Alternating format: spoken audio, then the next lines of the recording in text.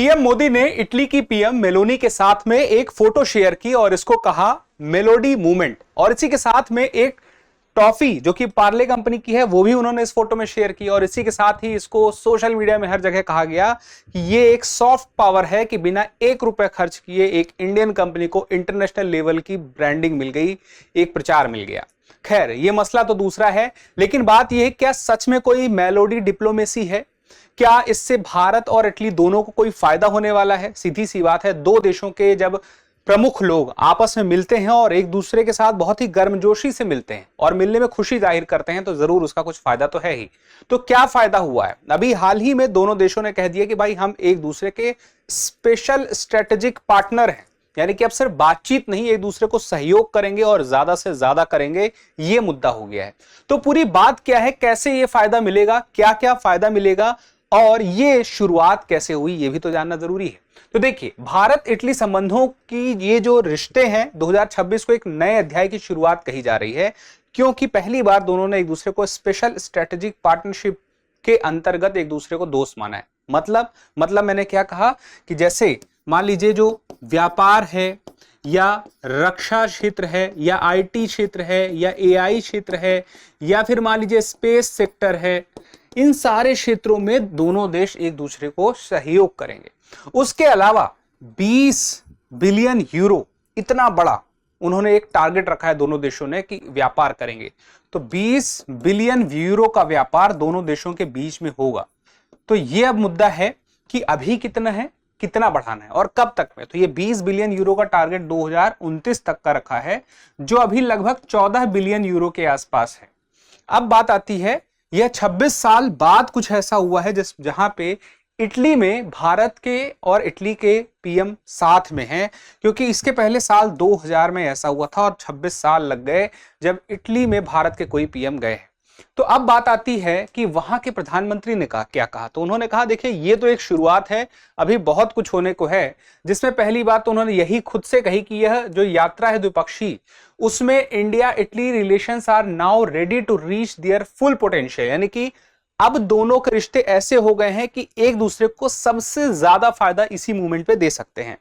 फिर उसके बाद चीन के BRI belt and road initiative, आपको पता है कि दुनिया भर में अफ्रीका हो या यूरोप हो या एशिया हो, वहां पे अपनी कनेक्टिविटी को बढ़ाने के लिए एक पूरा व्यापारिक मार्ग जो चीन बना रहा है 2013 से, जिसको वन बेल्ट वन रोड कहा गया था, अब उसको बेल्ट एंड रोड इनिशिएटिव कहा गया, उसकी जगह पे एक जवाब दिया है भारत ने। उसको काउंटर करने की बात एक तरह से कहें तो ये सारे रिश्ते दिखाते हैं, क्योंकि इजराइल हो, चाहे उसके पहले फ्रांस हो, जर्मनी हो, कई देशों से उसके रिश्ते जो मजबूत हुए हैं, तो वो एक जवाब है बैलेंस करने का। और BRI का जवाब क्या है?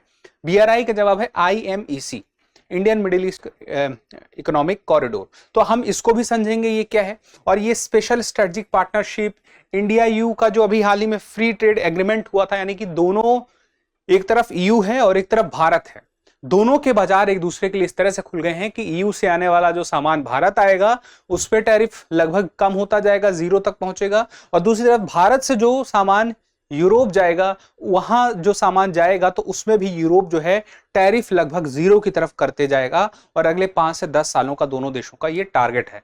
EU अपने आप में पूरा हो गया और EU के अंदर इटली भी है, तो इटली भी मतलब कि इस FTA का फायदा भारत को देगा और भारत भी उसको देगा, सीधी सी बात है। और IMEC जो मैंने कहा एक बड़ा मुद्दा तो है ही, जिसका फायदा भारत को बहुत ज्यादा मिलेगा और बाकी देशों को, जिसमें भी इटली को भी मिलेगा।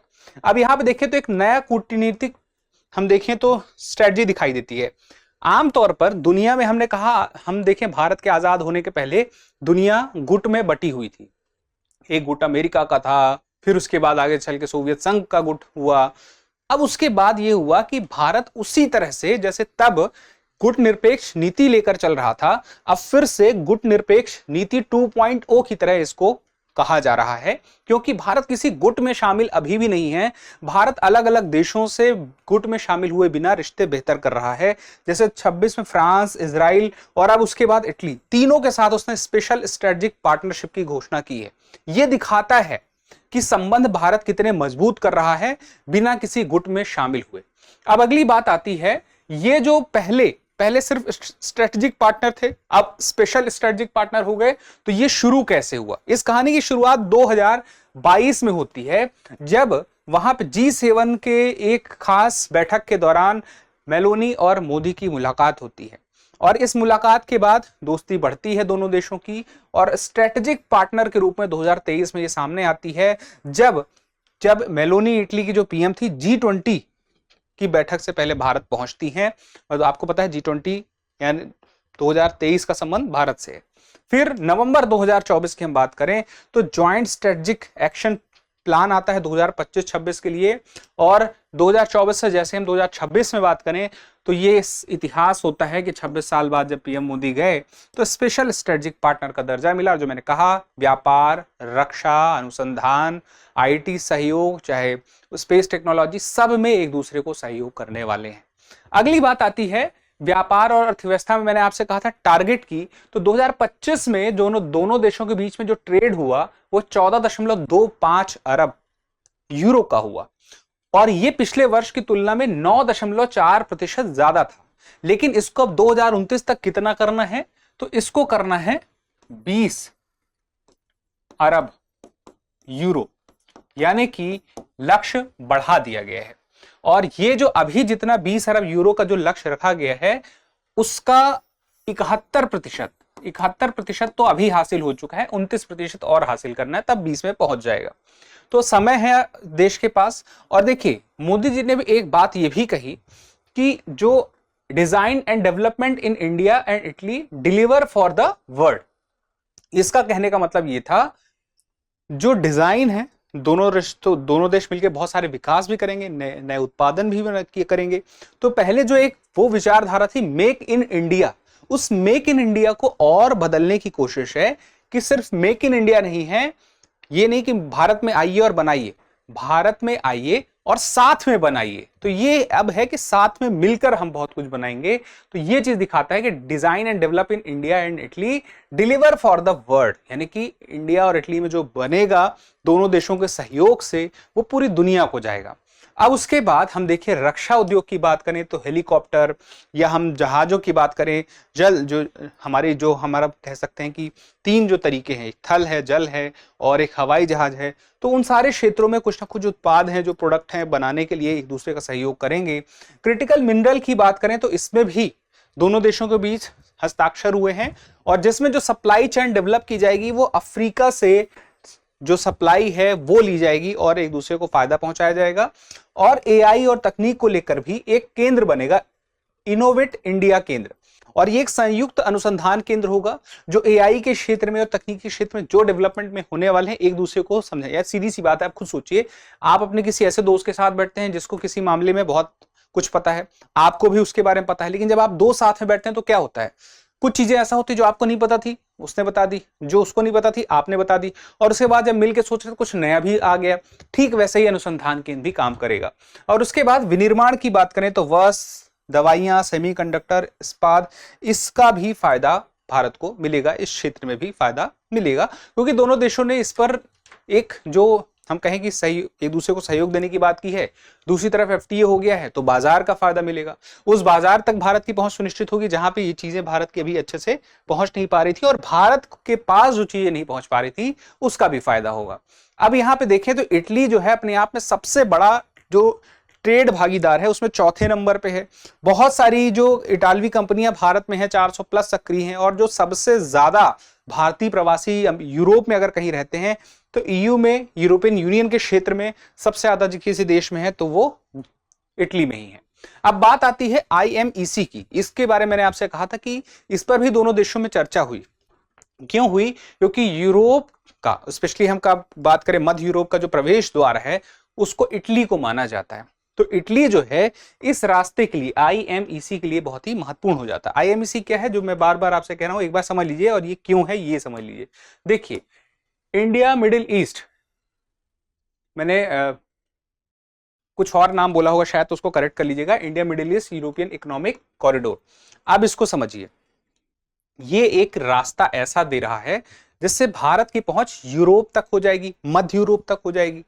और आपको याद करना होगा 2024 में जब लाल सागर में हम बात करें तो लाल सागर में हूती विद्रोही क्या कर रहे थे, हमले कर रहे थे, तो वहां से जहाजों का निकलना मुश्किल हो गया था। स्वेज नहर से जहाज निकल नहीं पा रहे थे, यहाँ से आवाजाही बंद हो गई थी, तो यूरोप तक आना जाना, माल का सप्लाई चेन बाधित हो रही थी। तो यहां से जब कोई जहाज से कुछ जाता था, एक तो 30 से 45 दिन लग जाते थे, रास्ता बाधित होने का खतरा रहता था। तो ये हुआ कि एक ऐसा रास्ता बनाया जाए जिसको कोई बाधित ना कर पाए, और उसके लिए उन देशों से सहयोग लिया जाए जो इस रास्ते में आते हैं। तो कई देश इसमें शामिल हुए, और 2023 में जब G20 की बैठक हुई थी, तब 8 इसमें लोग थे, या हम कह सकते हैं 8 प्रतिनिधि थे जिन्होंने इस पर MOU पर हस्ताक्षर किए। तो एक तरफ भारत है, जैसे मुंबई से गुजरात से रास्ता या शुरू होगा और जहाज मतलब पानी के रास्ते जाएगा आगे, फिर उसके बाद जैसे मान लीजिए कोई सामान चला ही है इस रास्ते के थ्रू, तो फिर UAE पहुंचेगा, UAE से होते हुए फिर वह कहां जाएगा। अब देखिए ये जो है थल क्षेत्र है, ये जल क्षेत्र नहीं है सऊदी अरब में, तो या तो ट्रेन या फिर सड़क मार्ग के माध्यम से यहां से कोई सामान आगे पहुंचेगा, फिर उसके बाद इजराइल होते हुए यह आगे पहुंचेगा यूरोप में। तो यूरोप में मुख्य रूप से मध्य यूरोप में पहुंचने के लिए सबसे जो महत्वपूर्ण जो है बंदरगाह काम करेगा वो इटली का काम करेगा। और उसके बाद हम देखें तो इसमें अमेरिका भी शामिल है इस समझौते में, जर्मनी भी है। कौन कौन से हैं वो देख लीजिए। तो देखिए एक तो UAE है, सऊदी अरब है, इजराइल है, इटली है, यूरोप तो है ही इसमें, यानी कि यूरोपियन यूनियन है, जर्मनी भी है, और इसके अलावा अमेरिका भी है, भारत भी है। अब यहां पे देखिए तो मैंने क्या बोला था, ये पूरा रास्ता कैसा है, रेल मार्ग भी रहेगा, जहाज भी रहेगा, सड़क भी रहेगी, और प्लस इस रास्ते के थ्रू पाइपलाइन भी रहेगी। ऐसी पाइपलाइन जैसे कि हम कहें कि जो हाइड्रोजन एनर्जी का हम इस्तेमाल करना चाहते हैं, वो इस पाइपलाइन के माध्यम से उसकी आवाजाही सुनिश्चित होगी। फाइबर ऑप्टिक केबल भी इसी रास्ते के माध्यम से गुजरेगी, क्योंकि यूरोप और भारत के बीच में जो डेटा का प्रसार हो रहा है उसके लिए फाइबर केबल जो एक सुरक्षित रास्ता भी है वो भी इसी रास्ते के, क्योंकि सारे देशों के बीच में समझौता रहेगा तो वो भी सुनिश्चित हो पाएगा। ये सब कुछ एक साथ होगा। तो जो रास्ता था मुंबई से अरब सागर होते हुए UAE गया, UAE से सऊदी गया, इजराइल गया, फिर भूमध्य सागर होते हुए इटली गया, और फिर उसके बाद यूरोप में जर्मनी और आगे मध्य यूरोप में गया। तो ये जो स्वेज कैनाल पर 100% की निर्भरता है वो पूरी तरह से देखें तो खत्म हो जाएगी, 100% नहीं रहेगी। और उसके अलावा एक विकल्प तो रहेगा ही। दूसरे बाद मेंबर देशों के नाम याद रखिएगा, भारत, अमेरिका, सऊदी अरब, UAE, EU, France, Germany, Italy. और ये कब मिले थे, 2023 में G20 के टाइम पे MOU पर हस्ताक्षर हुए थे। और बहुत सारी जरूरतें, बिजली ग्रिड, अब सोलर एनर्जी का प्रोडक्शन होगा, उसको कहीं पहुंचाना है तो उसके लिए भी तो एक रास्ता मिलेगा। ग्रीन हाइड्रोजन की आवाजाही सुनिश्चित हो पाएगी पाइपलाइन के माध्यम से, वो तय हो पाएगा। तो मध्य पूर्व की जो सौर ऊर्जा है वह यूरोप और भारत पहुंचेगी। मिडिल ईस्ट की जो सौर एनर्जी जो एक पूरा का पूरा प्रोजेक्ट है। फिर उसके बाद शिपिंग टाइम जो है वो कम होगा, समय बचेगा, यानी कि सप्लाई चेन दुनिया में बेहतर होगी, टाइम पे चीजें पहुंचेंगी, महंगाई पे कहीं ना कहीं कंट्रोल जो है वो रहेगा, यानी कि तेजी से नहीं बढ़ेगी। उसके बाद इटली की भूमिका इसमें महत्वपूर्ण है, क्योंकि इटली का जो बंदरगाह है वो इस रास्ते के लिए महत्वपूर्ण हो जाता है। और प्लस मैंने कहा कि जो फाइबर ऑप्टिक केबल्स है वो भी महत्वपूर्ण काम तो करेगी ही डेटा के संचार के लिए। ये रास्ता आपने देख ही लिया है। तो अब इस BRI belt and road initiative से इसमें अंतर है, जैसे कि चीन भी इसी तरह का एक मार्ग सुनिश्चित करने की कोशिश कर रहा है, जैसे उसका रेशम मार्ग था इतिहास में, उसी को एक नए तरीके से डेवलप कर रहा है। तो इसमें वो कर क्या रहा है, उन देशों के साथ में बातचीत कर रहा है जिनसे बोला कि आपको अपने देशों में इंफ्रास्ट्रक्चर इस मार्ग के लिए तो बनाना है, जैसे बंदरगाह को डेवलप करना है, वो सब कुछ, उसके लिए पैसा हमसे लो, तो वह ऋण देता है। लेकिन भारत का जो ये IMEC प्लान है वह ऐसा नहीं है। वो कैसा है, वो है कि आप सब मिलकर करते हैं, यानी कि आप अपना अपना डेवलप करो, बाजार आधारित होगा, और इसमें चीन ऋण देगा तो चीन इस पे नियंत्रण भी हासिल कर लेगा, और इसके बाद उस ऋण में वो फंसा भी देता है। कई ऐसे आरोप भी लगे हैं, जैसे श्रीलंका एक बड़ा उदाहरण है। फिर पारदर्शिता जो BRI है उसमें कम है, लेकिन IMEC में एक लोकतांत्रिक तरीके से ये आपस में जुड़े हुए हैं। तो डेप्ट ट्रैप श्रीलंका पाकिस्तान जो लगाते हैं वैसा इस पे नहीं है। फिर उसके बाद हम बात करें कूटनीतिक के रूप से, तो चीन इसमें अपना वैश्विक विस्तार कर रहा है, जिसमें ज्यादा फायदा चीन अपने आप को लेते हुए देखना चाहता है। लेकिन ये IMEC ऐसा है जिसमें कि सबका फायदा हो लोकतांत्रिक तरीके से, ठीक है। तो केंद्र में IMEC में कहीं ना कहीं भारत है, क्योंकि उसकी भूमिका इसमें महत्वपूर्ण हो जाती है, और दूसरी तरफ देखें तो चीन है। तो सीधी सी बात है, BRI बनाम IMEC में भारत के लिए महत्वपूर्ण IMEC, क्योंकि BRI से तो भारत जुड़ा भी नहीं है। अब सारी बातों के हम देखें तो ये बात समझ में आनी चाहिए कि अभी इंडिया और ईयू के बीच में फ्री ट्रेड एग्रीमेंट हुआ था। कब हुआ था? जनवरी में हुआ था, 2026 में हुआ था। वो फ्री ट्रेड एग्रीमेंट अपने आप में बड़ा ऐतिहासिक है। इन दो यानी कि ईयू और भारत की आबादी को हम देखें तो ये बहुत बड़ी आबादी हो जाती है। हम देखें तो लगभग 2 बिलियन लोग का मार्केट है और दुनिया की जीडीपी का हम देखें तो लगभग 25% से ऊपर मामला है। तो यहां पे देखें दोनों देशों की संयुक्त जो मार्केट है 24 ट्रिलियन डॉलर का है और 20 वर्षों से जो एक प्रयास जारी था बातचीत का वो फाइनली देखें तो अब जो है भारत का 97% जो सामान है, गुड्स है, उसको फायदा मिलेगा यूरोपियन यूनियन क्षेत्र में, जिसकी कीमत क्या हम कह सकते हैं जो टैरिफ वहां पे उसका हटाया जाएगा। और जो ईयू से सामान आएगा भारत में उसमें 92% ऐसे चीजें होंगी उस लिस्ट में जिस पर जो शुल्क है, टैरिफ है, वो हटाया जाएगा, लेकिन उसमें समय लगेगा।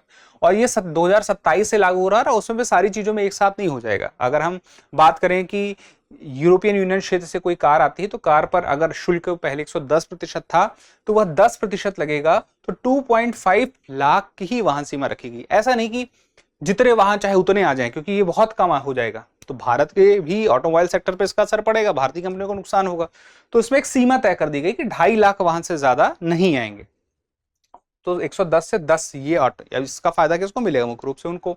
वस्त्र उद्योग में देखें तो भारत को 0% शुल्क, बांग्लादेश और वियतनाम के बराबर, तो शुल्क नहीं लगेगा भारत को फायदा होगा। फिर उसके बाद बहुत सारे खाद्य पदार्थ, Italian pasta, Swiss chocolate, EU wine, ये सब कुछ भारत में सस्ती हो जाएगी टैरिफ कम होने की वजह से। और जो मर्सिडीज, बीएमडब्ल्यू, ऑडी है, ये जो है सस्ती तो हो जाएगी, लेकिन जो इंडिया की जैसे कंपनी है, हम बात करें टाटा की बात करें, महिंद्रा की बात करें, तो इनको भी सुरक्षा मिले, जैसे कि मैंने कहा एक लिमिट तय कर दी गई है। फिर उसके बाद अब भारत अपना सामान जो है प्रतिस्पर्धा में शामिल कर पाएगा, क्योंकि ये था ना कि जब टैरिफ शुल्क लग जाता है तो कोई चीज और ज्यादा महंगी हो जाती है। तो यूरोप के मार्केट में भारत के भी सामान सस्ते होंगे तो भारत के सामान को फायदा मिलेगा। और जो आईटी कंपनी है, टीसीएस है, इन्फोसिस है, विप्रो है, इनकी पहुंच भी वहां के बाजार में होगी, इनको भी फायदा मिलेगा। तो एक विस्तार होगा भारत की आईटी कंपनियों का। भारत के मसाले, बासमती राइस, ये सब भी ईयू में अब सस्ते कीमत पे आसानी से पहुंच सकेंगे, वहां के मार्केट से कंपटीशन के साथ फायदा ले सकेंगे। अब बात आती है कि एफटीए प्लस आईएमईसी, ये चीज भी हम देख लें, क्योंकि हम इटली और भारत के संबंधों को तो देख रहे हैं, लेकिन इसके साथ हमें ये समझना पड़ेगा कि उस इटली में ये आईएमईसी का भी महत्वपूर्ण योगदान है और एफटीए में भी इटली का हिस्सा है। तो दोनों में भारत इटली इसी के माध्यम से ही 20 अरब डॉलर का जो हम डॉलर नहीं 20 अरब यूरो का जो लक्ष्य लेके चल रहा है 2029 तक, वो इन्हीं दोनों से पूरा हो सकता है। तो यहाँ पे हमने देखा इटली के संदर्भ में देख लेते हैं, भारत से इटली को जो निर्यात होगा, दवाइयां जो 0% शुल्क से सस्ता निर्यात हो सकेगा इटली में। वस्त्र बांग्लादेश के बराबर प्रतिस्पर्धा भारत कर पाएगा इटली में। आईटी सेवाएं तो डेटा एक्यूरेसी से सुगम हो सब पाएगा, उसका फायदा इटली को मिलेगा। इंजीनियरिंग उत्पाद, ऑटो पुर्जे, मसाले, बासमती, ये सब तो मैंने बता ही दिया था। और जो इटली से भारत में आएंगे, जैसे कारों को मैंने बताया सस्ती हो जाएंगी, मशीनरी, उपकरण, रसायन चिकित्सा उपकरण, खाने पीने की चीजें और लग्जरी आइटम। तो ये एक बैलेंस्ड अप्रोच रखने की कोशिश की गई थी इस समझौते से, एफटीए जो यूरोपियन यूनियन और भारत का हुआ था, लेकिन इटली के संदर्भ में भी ये पता रहे। अब सारी बातों के साथ ही रक्षा औद्योगिक रोड मैप भी अगर हम देखें तो रक्षा के क्षेत्र में एक दूसरे को सहयोग करेंगे। हेलीकॉप्टर, नौसैनिक मंच, समुद्री हथियार प्रणाली, इन सब पे मिलकर उत्पाद बनाने की और उसका विकास करने की, डिजाइन करने की, प्रोडक्शन करने की कोशिश दोनों देशों के बीच में रहेगी। और मैंने क्या कहा था, मेक इन इंडिया का वैश्विक विस्तार होगा कि उसमें अब इटली भी शामिल होगा और ना सिर्फ मेक इन इंडिया करेगा बल्कि मिलकर करेगा। फिर उसके बाद हम देखें तो अब वार्षिक बैठक भी होगी आगे चल के दोनों देशों के बीच में, इसमें सैन्य स्तरीय संवाद होगा। और एक खास बात, रोम आपको पता है कहां पे है? चलिए, आपको ये नहीं पता है तो मैं बता देता हूं। रोम, हम जिस देश की बात कर रहे हैं वहीं से संबंधित है रोम। अब देखिए, रोम जो है वहां पे FAO, food and agriculture organisation, जो कि यूनाइटेड नेशन की एक एजेंसी है, 1945 में एस्टेब्लिश हुई। इस FAO की बात करें तो कहां है? रोम में, संयुक्त राष्ट्र की खाद्य एवं कृषि संस्था। अब इसने एक सम्मान दिया है, एग्रीकोला सम्मान, नाम याद रखिएगा, एग्रीकोला कोला सम्मान। ये किसको दिया है? प्रधानमंत्री मोदी जी को दिया है। और किस लिए दिया है? यह दिया है खाद्य सुरक्षा, टिकाऊ कृषि और ग्रामीण विकास में योगदान के लिए। जो जैसे बहुत सारी चीजें, पीएम किसान योजना, फसल बीमा योजना, सॉइल हेल्थ कार्ड जैसी जो चीजें चल रही थी स्कीम्स, तो उन स्कीम्स को लेकर के एक तरह से कह सकते हैं वैश्विक स्वीकृति मिल गई है, क्योंकि फूड एंड एग्रीकल्चर ऑर्गेनाइजेशन कह रहा है कि हाँ ये बड़ी अच्छी योजनाएं हैं जो आप अपने देश में चला रहे हैं, उसी का सम्मान करते हुए एग्रीकोला सम्मान दिया है। अब सारी बातों के सार को हम समझें तो इटली सिर्फ एक देश नहीं, आज की डेट में वो भारत का एक दोस्त भी है। तो आईएमईसी का यूरोपीय प्रवेश द्वार है। फिर उसके बाद ईयू, और हम कहें ईयू के साथ जो हमारा एफटीए हुआ है उसमें सबसे बड़ा द्विपक्षीय लाभार्थी कौन है? वो भी इटली है। और भारत की यूरोपीय रणनीति का केंद्र भी इटली है, क्योंकि सबसे बेहतर रिश्ते आज की डेट में वहीं दिखाई देते हैं। तो 26 साल बाद की यह यात्रा स्पेशल स्ट्रेटेजिक पार्टनरशिप कैसे बनाती है ये हमने देख ली है। और इसके साथ हमने ये देख लिया है कि आने वाले समय में कि हम जो चीन है और उसकी जो BRI है उससे कैसे compete करेंगे। और इसके अलावा हमने ये भी देख लिया कि आगे का जो वैश्विक व्यापार का दोनों का मिलकर लक्ष्य है वो कैसे पूरा हो सकता है, उसमें क्या फैक्टर हैं जो काम आएंगे। और उसके बाद जो मेलोडी, हमने कहा कि डिप्लोमेसी है, उससे लेकर के FAO के ये पूरे पदक तक की जो पूरी कहानी है ये बताती है कि भारत अपनी जो गुट निरपेक्ष की रणनीति के साथ आगे बढ़ रहा है, उसमें उसको कुछ उपलब्धियां भी हो रही हैं। अब एक छोटा सा सवाल है, IMEC, India middle east European economic corridor के संदर्भ में निम्नलिखित कथनों पर विचार कीजिए कि आईएमईसी की नींव 2023 के G20 शिखर सम्मेलन नई दिल्ली में रखी गई थी। इसमें भारत, अमेरिका, सऊदी अरब, यूएई, फ्रांस, जर्मनी, इटली, कुल 8 सदस्य शामिल हैं। और आईएमईसी का एक प्रमुख उद्देश्य स्वेज कैनाल पर निर्भरता कम कर शिपिंग टाइम 40% तक घटाना है। अब आपको बताना है कौन सा या कौन सा कथन सही है या है। ए केवल 1 और 2, बी केवल 2 और 3, सी केवल 1 और 3 और डी 1, 2, 3 सभी सही हैं। तो इस सवाल का जवाब जरूर दीजिएगा, क्योंकि जब आप जवाब देते हैं तो हमें और बेहतर करने की प्रेरणा मिलती है। अब आपसे एक जरूरी जानकारी साझा करना चाहूंगा कि अगर आप अपनी तैयारी को धार देना चाहते हैं दृष्टि आईएएस के साथ में, शुरुआत कैसे करें मैं आपको बताता हूं। इस वीडियो के डिस्क्रिप्शन में एक लिंक है, उस पे जाके काउंसलिंग फॉर्म फिल कर दें।